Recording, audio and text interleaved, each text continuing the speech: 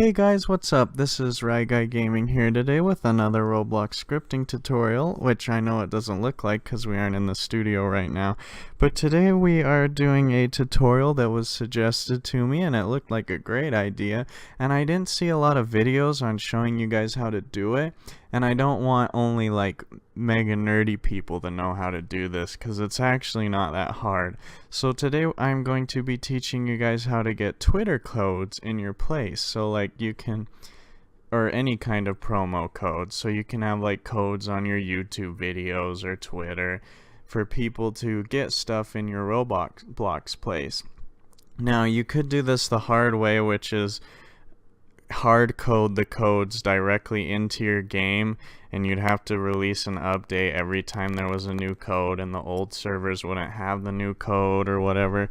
Or you could do it this way I'm about to show you, which is using an HTTP request to get a paste off of Pastebin that holds your Twitter code, and you can just change it as you see fit. So what we're going to do today is go ahead and create an account on Pastebin just so we can easily manage our paste. So just go to pastebin.com, create an account. Just the free version will suffice.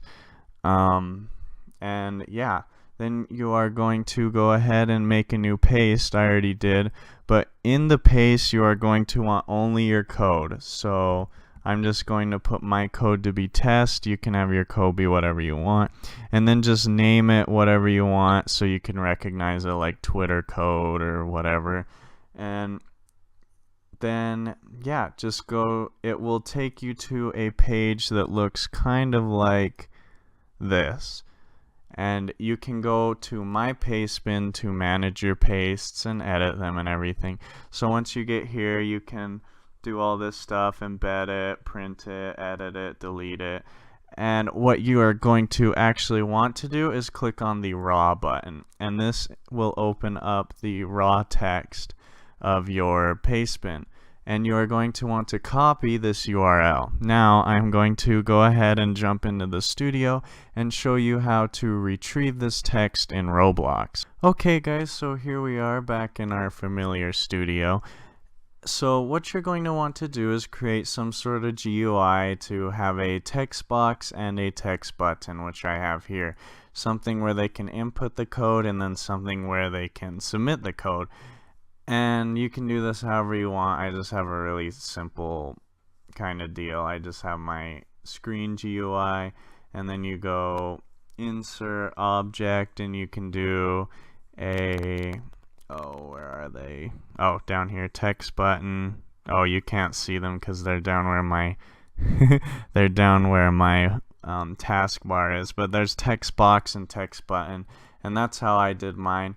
And then inside of the text button, we are going to put a normal script.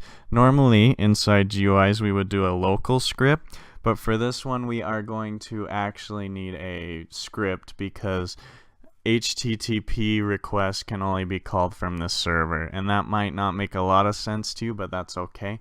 But before we jump into that script, make sure you do this part, or else this will not work. Please do this part, or else it will not work. Come down here to HttpService and check HttpEnabled. If this box is not checked, this will not work. I cannot emphasize this enough. And then once you have that checked, now we can go ahead and jump into the script. So here's our basic script. I have a debounce for it because you can only make about 500 HTTP requests. What is it, like a minute or something? So I have this debounce here just so that players don't end up like spamming the submit button and totally using up all your HTTP requests, so that other players can't use them and so that it crashes the game, because that would be terrible. So I just recommend you have like some kind of way. I don't know if 10 seconds is too drastic, but that's just what I have it set to. But anyways, once they click the button, we set the debounce to false, of course, and I actually gray out my button just so they know that they can't click it again. And then I get the player, and then that's just so we can give them money, because that's what I'm doing with my code. I'm just giving them $1 million. You can of course do whatever you want, but for me, I'm giving them money. So right here I get the player, and then we need to get the HTTP service. Now, I don't know how many of you guys will watch this, but on a lot of scripts with local scripts, I've been noticing that people say they're not working when they publish the game or test it in the server. And I was thinking this might be because you have to use the GetService method. So if you find that you're running a local script and it doesn't work when you publish your place, try, instead of using game.whatever, try using game:getService, as we are going to do here. That's just a fix, and let me know if it works, because I'm really curious. I was just thinking about that. But anyways, the next thing we're going to do is actually retrieve the code. So I set up a variable that will store the code, and we do HTTP, which stores our service, get async, and we paste in the URL that we copied earlier, our raw pastebin link, and then put comma true. And then just to be sure, I have it print the code just to be sure we get the right thing. And then we say if the text in the text box is the same as the code, then I get their leader stats and I boost their money by $1 million. Then I wait 10 seconds, I set the debounce to true, and I change the button back to the normal color. So let me go ahead and show you guys how to test this.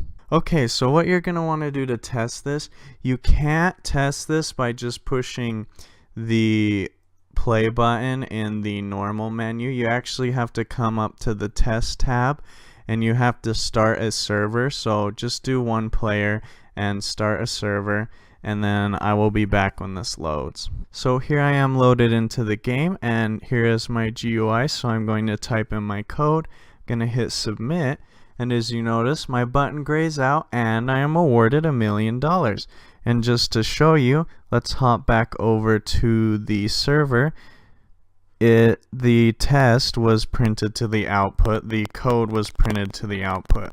So now anytime I want to change my code, I can just come back in here, and in the paste bin I can just edit it and change my code. Or I can have multiple codes. For say I could have like a Twitter code 1, Twitter code 2, and just check it against all those. But anyways guys, that is pretty much it for this tutorial. One more thing I just figured out, you're probably going to want to make it a way so that they can't redeem the code over and over and over again, but I'll leave that up to you guys. This video is just showing you how to do it. But yeah, if you enjoyed, please be sure to leave a like and post a comment down below with any suggestions you might have, or if you need help.